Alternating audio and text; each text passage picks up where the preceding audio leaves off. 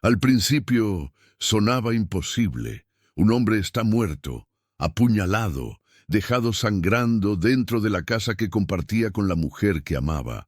Y cuando la policía le pregunta qué pasó, ella da una respuesta que hiela incluso a detectives veteranos. No recuerdo. Ni una confesión gritada, ni una negación, solo un espacio en blanco, un vacío de memoria. Pero a medida que los investigadores profundizan, empiezan a darse cuenta de algo mucho más perturbador, porque la pérdida de memoria no borra la evidencia, y el silencio no impide que la verdad salga a la superficie. Esta es la historia de Tyler Nullish, un joven cuya vida terminó violentamente en Los Cayos de Florida, y la mujer que afirmó no recordar haberlo matado. Este es el asesinato del vacío de memoria. Antes de que Tyler Nullish fuera un titular, antes de que su nombre se pronunciara en salas de tribunal y noticieros, él era simplemente un hombre que vivía una vida ordinaria, una construida sobre rutina, lealtad y un optimismo silencioso. Tyler no era temerario, no era volátil y no buscaba problemas. Sus amigos lo recuerdan como tranquilo, alguien que evitaba el conflicto siempre que era posible. Tenía el tipo de personalidad que hacía a la gente sentirse cómoda, alguien con quien podías hablar sin miedo al juicio.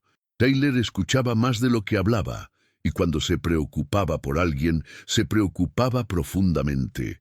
Él creía en el compromiso, en trabajar los problemas en lugar de alejarse, en darle a la gente el beneficio de la duda, incluso cuando no siempre lo merecían. Los cercanos a él dirían más tarde lo mismo, una y otra vez. Tyler solo quería que las cosas funcionaran. Vivía en Los Cayos de Florida, un lugar a menudo idealizado como despreocupado y pacífico. Atardeceres sobre el agua, noches tranquilas, un ritmo de vida más lento. Pero detrás de la belleza escénica, la vida seguía siendo complicada. Las relaciones aún cargaban tensión, y las emociones no desaparecían solo porque el océano estuviera cerca. Tyler quería estabilidad, quería amor, y quería un futuro que se sintiera seguro. Lo que no sabía, lo que nadie podría haber sabido, era que su lealtad eventualmente lo colocaría en el camino de alguien mucho más inestable de lo que él se daba cuenta, y que los mismos rasgos que hacían a Tyler amable lo harían vulnerable. Desde afuera, la relación de Tyler se veía como muchas otras. Se reían juntos, compartían una casa, planificaban sus días como una pareja normal, pero a puerta cerrada, la relación seguía un patrón peligroso, uno que los expertos reconocen demasiado bien: intensidad, volatilidad, reconciliación, repetición. Los amigos lo notaron temprano, discusiones que escalaban rápido, cambios de humor que venían sin previo aviso, periodos de calma seguidos de explosiones emocionales. No era un caos constante, pero era impredecible.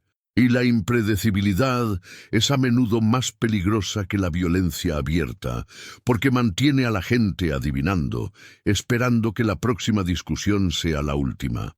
Los registros policiales confirmarían más tarde que se había llamado a las fuerzas del orden a la residencia antes, no por asesinato, no por violencia extrema, sino por disturbios domésticos, el tipo que no siempre lleva a arrestos, el tipo que la gente minimiza. Tyler también los minimizaba.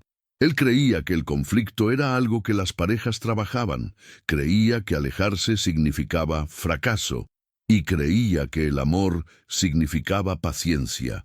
Esas creencias lo mantuvieron allí, pero la relación tenía un desequilibrio emocional. Cuando ocurrían discusiones, no se enfriaban, se intensificaban. Las emociones ardían, vuelaban acusaciones, y la atmósfera dentro de la casa podía cambiar en segundos. Un momento de calma, el siguiente, cargado. Los amigos describieron más tarde a Tyler como el pacificador, el que intentaba desescalar situaciones. Pero la desescalada solo funciona cuando ambas personas la quieren, y en esta relación El control y la inestabilidad emocional echaron raíces silenciosamente. Para cuando llegó la noche final, la relación ya estaba fracturada bajo la superficie. Lo que nadie se dio cuenta fue que la próxima discusión no terminaría con disculpas, terminaría con sangre. Nadie se despierta esperando que sea la última noche de su vida. Para Tyler Nullish, esa tarde comenzó como muchas otras, dentro de la pequeña casa en Los Cayos de Florida que compartía con su novia. El mundo exterior estaba tranquilo. Las palmeras se mecían suavemente. El aire era cálido y pesado, el tipo de noche donde nada se siente urgente. Pero dentro de la casa, la tensión ya había echado raíces. Para este punto en su relación, las discusiones ya no eran raras, eran predecibles. Los amigos dirían más tarde que la pareja peleaba por todo: confianza, celos, alcohol, resentimientos no resueltos que nunca desaparecían realmente. Esa noche, el alcohol jugó un papel, no como excusa, sino como catalizador. Las voces se elevaron, volaron acusaciones. Viejas discusiones resurgieron, y a diferencia de peleas anteriores, esta no se apagó, escaló.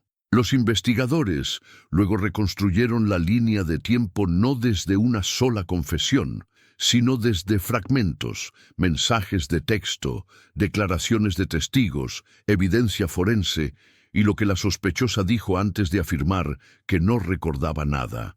En algún momento durante la discusión, el tono emocional cambió de verbal a físico. Se movieron sillas, se desplazaron objetos. La energía dentro de la habitación cambió, de palabras acaloradas a algo más peligroso. Esto no fue una explosión repentina, fue una escalada lenta y aterradora. Un momento donde una persona pierde el control emocional y otra subestima lo mal que están a punto de ponerse las cosas. Y en algún lugar de esa secuencia de ira, miedo e intoxicación, un cuchillo entró en la habitación. Una vez que aparece un arma, una discusión se convierte en una cuenta regresiva. Lo que sucedió a continuación definiría todo el caso, porque Tyler no fue apuñalado una vez, fue apuñalado múltiples veces. Los médicos forenses confirmaron más tarde que las heridas no eran superficiales, eran profundas, deliberadas y ubicadas en áreas consistentes con una intención de causar daño grave. Esto no fue un corte accidental durante una pelea. Esto no fue un solo golpe impulsivo. Fue violencia sostenida. La evidencia forense mostró que Tyler intentó moverse, posiblemente para retroceder, posiblemente para protegerse, pero el ataque continuó. Los patrones de sangre dentro de la casa contaron una historia de la que nadie podía escapar con palabras. Esto no fue caos, fue progresión. Cada herida requería una acción consciente: levantar el brazo, agarrar el cuchillo, golpear de nuevo. Y sin embargo, cuando la policía le preguntó más tarde a la mujer responsable qué recordaba de esos momentos, su respuesta era escalofriante en su simplicidad. No recuerdo nada de eso, pero Tyler sí recordó, al menos el tiempo suficiente para sufrir. El médico forense testificó que Tyler no murió al instante, sangró, luchó, y mientras su cuerpo se debilitaba, nadie llamó por ayuda. Ninguna llamada inmediata al 911, ningún intento frenético de auxilio para salvarle la vida. Para cuando llegaron los primeros respondedores, el daño era irreversible. Tyler Nullish fue declarado muerto en la escena. La casa cayó en silencio, excepto por el eco de una afirmación que perseguiría el caso desde ese momento en adelante. Un vacío de memoria completo. Puedes olvidar una discusión, pero el cuerpo nunca olvida el trauma. Cuando los detectives le preguntaron qué le pasó a Tyler Nullish, esperaban resistencia, negación, evasión, quizás incluso ira. En cambio, obtuvieron algo mucho más inquietante. Ella los miró y dijo que no recordaba, no que no hablaría, no que no podía hablar, sino que no había nada allí. Afirmó que su memoria simplemente se detuvo, Según su declaración, la discusión con Tyler escaló como muchas antes. Se alzaron voces, las emociones estallaron, el alcohol difuminó los bordes de la razón, y luego, según ella, todo se volvió oscuro, un apagón. Dijo que no podía recordar agarrar un cuchillo, no podía recordar moverse hacia Tyler, no podía recordar hundir la hoja en su cuerpo. Insistió en que cuando volvió en sí, Tyler ya estaba sangrando, pero los detectives notaron de inmediato algo crítico. Los apagones no suelen borrar todo. Las personas que experimentan apagones inducidos por el alcohol a menudo recuerdan fragmentos, sonidos, destellos, momentos de confusión.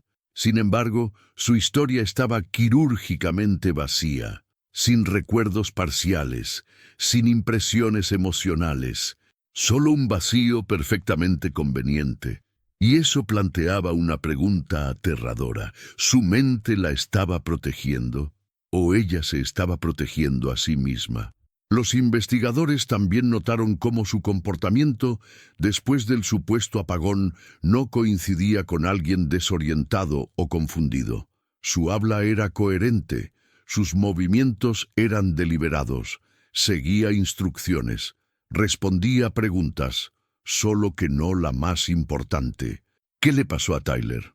Los psicólogos testificarían más tarde que la amnesia disociativa verdadera durante un acto violento es excepcionalmente rara, y cuando ocurre, a menudo está ligada a un trauma o miedo extremo. Pero no había evidencia de que Tyler la atacara.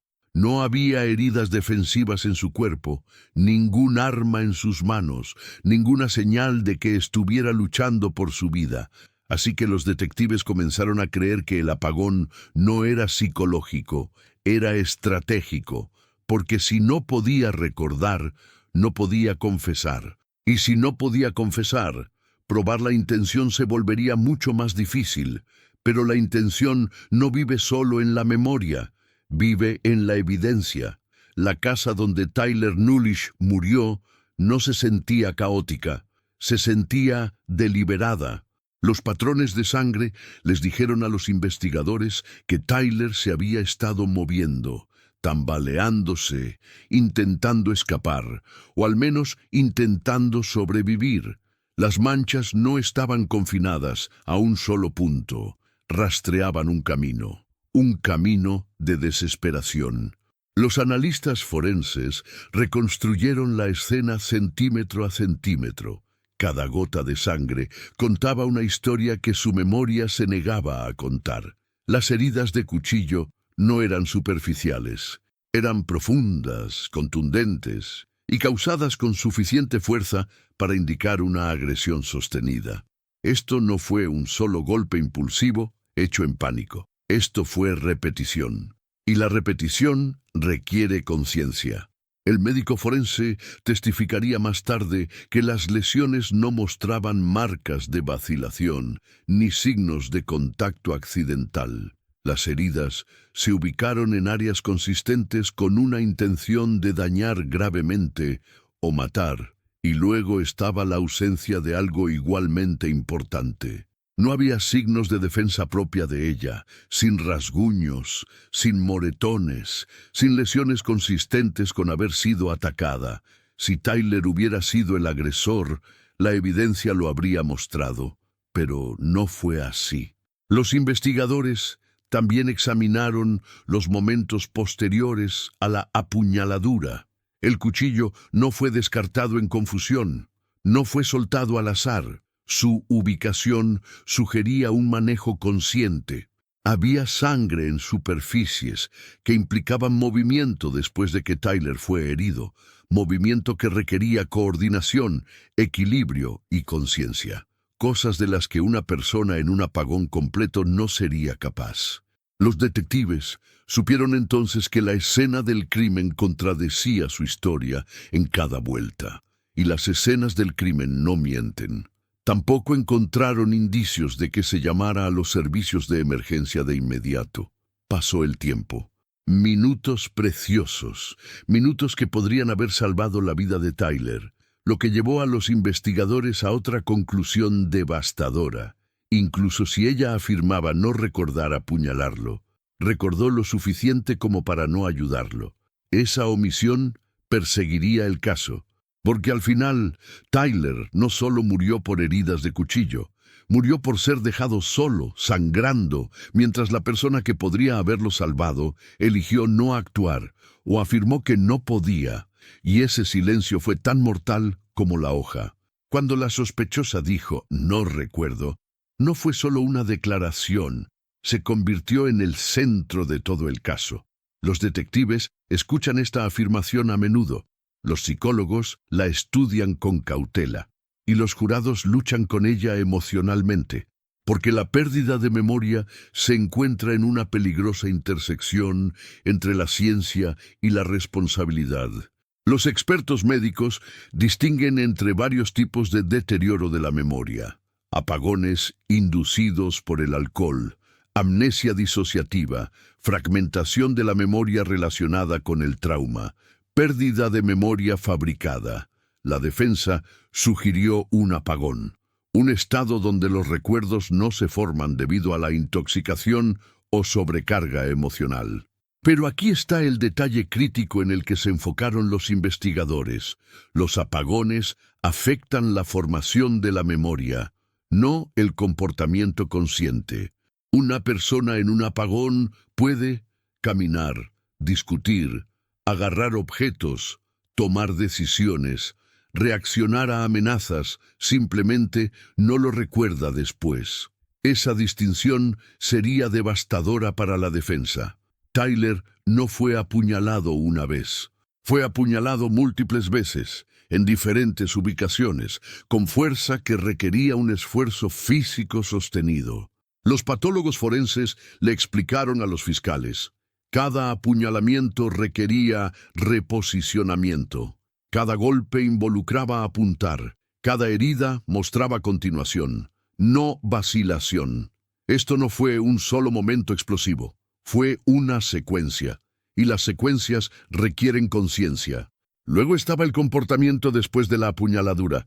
Los investigadores examinaron cuánto tiempo pasó antes de que se buscara ayuda, la presentación emocional de la sospechosa, sus explicaciones a los primeros respondedores, su versión cambiante de los eventos. La amnesia disociativa verdadera rara vez aparece después de que las consecuencias se vuelven reales. Los expertos en psicología testificaron que las afirmaciones de pérdida de memoria a menudo se solidifican después del arresto, se vuelven más detalladas con el tiempo, cambian para ajustarse a la evidencia. Para los fiscales, esto no era trauma, parecía control de daños. El capítulo 7 termina con una realización que inquieta a los espectadores. Incluso si ella no recordaba después, Tyler experimentó cada segundo. La pérdida de memoria no borra la violencia, y olvidar no deshace la intención. El arresto no sucedió de inmediato. Los investigadores se movieron con cuidado, porque los arrestos apresurados colapsan en la corte. Reconstruyeron las últimas horas de Tyler pieza por pieza. Los detectives usaron datos de teléfono celular, marcas de tiempo de mensajes de texto, registros de compra de alcohol, declaraciones de vecinos, análisis de patrones de sangre. Determinaron, la discusión escaló con el tiempo. Tyler intentó desentenderse. La sospechosa permaneció móvil y activa. Ninguna evidencia sugería defensa propia. Cada camino conducía de vuelta a una conclusión. Tyler estaba atrapado en una disputa doméstica que se volvió letal. Siempre hay un momento en una investigación, silencioso, no anunciado, cuando los detectives dejan de preguntar qué pasó y empiezan a preguntar cómo probarlo. Ese momento llegó cuando los analistas forenses confirmaron ángulos de las heridas inconsistentes con el caos, ningún arma defensiva cerca de Tyler, ninguna lesión en la sospechosa que coincidiera con una pelea. El caso cambió. Esto ya no era ambiguo. Cuando la policía regresó con una orden, la sospechosa al parecer apareció tranquila, casi desconectada, sin pánico, sin shock, sin dolor, solo repetición, no recuerdo. Fue arrestada por asesinato en segundo grado. Las esposas se cerraron. Un sonido que resonó más fuerte que cualquier confesión. Para la familia de Tyler, el arresto no fue un alivio, fue la devastación formalizada. Aprendieron detalles que ninguna familia debería. ¿Cuántas veces fue apuñalado? ¿Cuánto tiempo probablemente sufrió? Que la persona en quien más confiaba era responsable. El dolor se convirtió en furia, no solo hacia la sospechosa, sino hacia las señales de advertencia que deseaban haber visto antes. Una vez que se anunció el arresto, los medios se aferraron a una frase: ella dice que no recuerda matarlo. Esa frase persiguió los titulares, porque planteaba una pregunta aterradora para el público. Si la memoria desaparece, ¿desaparece también la responsabilidad? La corte pronto respondería eso. La sala del tribunal estaba fría, no en temperatura, sino en atmósfera. La familia de Tyler Nullish se sentó a un lado, silenciosa y rígida, sus rostros marcados por meses de dolor que se habían convertido en algo más pesado: resistencia. Al otro lado de la sala se sentaba la mujer acusada de matarlo, calmada, compuesta, su expresión indescifrable. Entre ellos estaban 12 jurados, y una pregunta imposible: ¿puede alguien asesinar a otro ser humano y realmente no recordar hacerlo? Este caso no solo era sobre lo que sucedió, era sobre lo que podía creerse. Desde el primer día, los fiscales dejaron una cosa clara: no iban a discutir emoción, iban a discutir hechos, porque los hechos no olvidan. La acusación enmarcó el caso como una secuencia de elecciones, no un apagón. Llevaron al jurado paso a paso a través de la línea de tiempo de la noche en que Tyler murió. Cuidadosamente, deliberadamente, casi quirúrgicamente. La discusión que escaló, el momento en que se recuperó un cuchillo, las múltiples heridas de apuñalamiento, la ausencia de lesiones defensivas en la sospechosa, las acciones tomadas después de que Tyler ya estaba herido, y con cada punto le pidieron al jurado que considerara algo crítico. ¿Cómo olvidas algo que tuviste que hacer repetidamente? Una sola apuñalada podría ser impulsiva. Múltiples apuñaladas requieren continuación. La continuación requiere conciencia. Esa fue la primera grieta en la narrativa de la defensa. La defensa se apoyó mucho en la psicología. Argumentaron disociación, argumentaron trauma, argumentaron que la mente puede apagarse bajo sobrecarga emocional. Su afirmación era escalofriantemente simple: su cuerpo actuó, mientras su mente desaparecía. Para respaldar esto, los abogados defensores trajeron testigos expertos que hablaron sobre apagones, estados disociativos y memoria fragmentada. Pero los fiscales estaban listos, porque la psicología sola no puede borrar el comportamiento. Uno de los momentos más devastadores en el juicio llegó cuando los fiscales cambiaron el enfoque de la apuñaladura en sí a lo que sucedió después. Porque la pérdida de memoria no explica la toma de decisiones después de la violencia. El jurado escuchó testimonio sobre su capacidad para comunicarse claramente, su conciencia de la sangre, sus intentos de explicar o minimizar lo que había sucedido, su falta de acciones inmediatas para salvarle la vida. Los fiscales hicieron una pregunta inquietante: si ella estaba inconsciente mentalmente, ¿cómo supo lo suficiente para actuar después? La sala del tribunal estaba en silencio. Incluso la defensa no tuvo respuesta inmediata. Luego vino el cuchillo, mostrado en evidencia, sellado, fotografiado, catalogado. Los expertos testificaron que las heridas requerían fuerza, precisión y repetición. Esto no fue un movimiento aleatorio de forcejeo. Esto no fue confusión. Esto no fue memoria muscular automática. Esto fue violencia dirigida. Y el jurado estaba observando. Pero el punto de inflexión real llegó cuando un psicólogo forense testificó bajo interrogatorio cruzado. Cuando se le preguntó si la disociación podría explicar todo el evento, el experto hizo una pausa y luego dijo algo que lo cambió todo. Un vacío de memoria completo que incluya comportamiento motor complejo y conciencia posterior al evento. Es extremadamente improbable. Improbable. No imposible, pero improbable. Y en un tribunal penal, improbable es suficiente. El jurado deliberó. Pasaron las horas. La familia de Tyler esperó en silencio, apretando manos, mirando la puerta que pronto se abriría.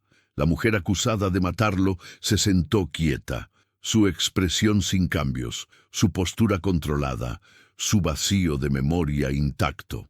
Cuando el jurado regresó, nadie habló, ni un susurro.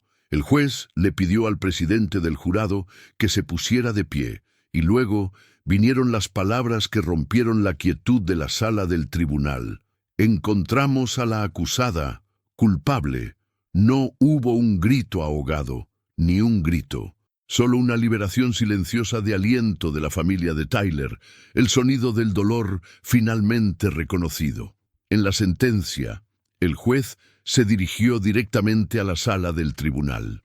Esto no era solo un fallo legal, era uno moral. El juez reconoció el argumento de la defensa y luego lo rechazó. Este tribunal no encuentra que la pérdida de memoria alegada absuelva la responsabilidad. Las palabras eran firmes, meditadas, finales. El juez enfatizó que la violencia no desaparece porque alguien diga que no la recuerda. Las acciones importan, las consecuencias importan, y Tyler Nullish importaba. La sentencia fue severa, medida en décadas, no en años. Mientras el número se leía en voz alta, el peso de este se asentó sobre la sala. Esto ya no era un debate sobre la memoria, era un reconocimiento de la pérdida. La mujer que afirmó no recordar haber matado a su novio, ahora no tendría más que tiempo para recordar todo lo demás. Mientras los alguaciles se llevaban a la mujer condenada, la familia de Tyler permaneció sentada. No celebraron. No sonrieron, porque la justicia no trae a alguien de vuelta, pero hace una cosa, dice la verdad públicamente. Y la verdad, al el asesinato del vacío de memoria, deja atrás una pregunta que perdura mucho después de que la sala del tribunal se vacía. Si olvidar fuera suficiente, ¿cuántos asesinos no recordarían nada en absoluto? La historia de Tyler Nullish nos recuerda que la memoria puede ser frágil, pero la responsabilidad no lo es. Y al final, el sistema eligió la evidencia sobre el vacío. El juez no midió sus palabras. Esto no fue un accidente. Esto no fue defensa propia. Y no era excusable. La mujer fue sentenciada a décadas en prisión. Mientras estaba ante la corte, mantuvo su afirmación de pérdida de memoria. Pero el sistema legal había hecho su juicio. El vacío de memoria había fallado. Tyler Nullish es recordado no por cómo murió, sino por cómo vivió. Un hombre que amó profundamente, que confió demasiado, que nunca creyó que una discusión se volvería mortal. Su familia ahora habla sobre reconocer señales de advertencia, sobre tomar la violencia doméstica en serio, sin importar el género, sin importar las circunstancias, porque el amor nunca debería terminar en sangre.